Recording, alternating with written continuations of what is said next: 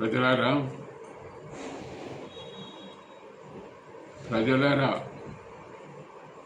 దేశంలో ఎక్కువగా చెడ్డవాళ్ళు ఉన్నారు. అంటే అబద్ధమాడి, మోసమాడి, అవినీతి చేసి బతుకుటోళ్ళు ఎక్కువ. ఈ ఎక్కువ కావడం వల్ల వీళ్ళ ప్రభావం ప్రపంచమంతా ఉన్నది. అందువలన వీళ్ళ ప్రభావం ప్రకృతి మీద కూడా పడ్డది. ప్రకృతి మీద పడి ప్రకృతి రివెంజ్ తీసుకుంటుందట. ఎట్లా? ఈ సంవత్సరము, వచ్చే సంవత్సరము కరువు తాండవించుందట.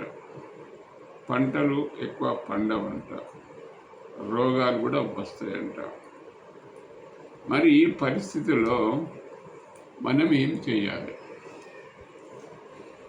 వాస్తవానికి ఇప్పటి వరకైతే ఏం కరువు రాలేదు కనుక ఈ దినం నుంచి అబద్ధం ఆడేవాళ్ళు అబద్ధాలు ఆడకూడదు, మోసం చేసేవాళ్ళు మోసాలు చేయకూడదు, రేపులు చేసేవాళ్ళు రేపులు కూడా చేయకూడదు. ఎందుకంటే ఇలాంటి వాళ్ళతోటే ప్రకృతికి కోపం వస్తుంది. కోపం వచ్చి ధనాన్ని పెంచింది, కానీ దరిద్రాన్ని కూడా పెంచింది. ఈ దరిద్రము ప్రపంచమంతా ఉన్నది, భారతదేశంలో మరీ ఎక్కువగా ఉన్నది. కారణం ఏంటంటే మన సమాజము కపట సమాజం. చేసేదొక్కటి, చెప్పేదొక్కటి. మనమే కాదు, రాజకీయ నాయకులు కూడా అదే చేస్తున్నారు, గురువులు కూడా అదే చేస్తున్నారు. ప్రతి వాళ్ళు చేస్తే ప్రకృతికి కోపం రాదా? ఈ విషయాన్ని గమనించి ఇప్పటికైనా మీ పక్కలో ఎవరైనా ఉంటారో వాళ్ళు ఇలాంటి పనులు చేస్తే చెవులు పట్టి లేదా మూతి మీద కొట్టండి, లేకుంటే పరిస్థితి దిగజారిపోతుంది. అయితే ఈ విషయాన్ని గమనించి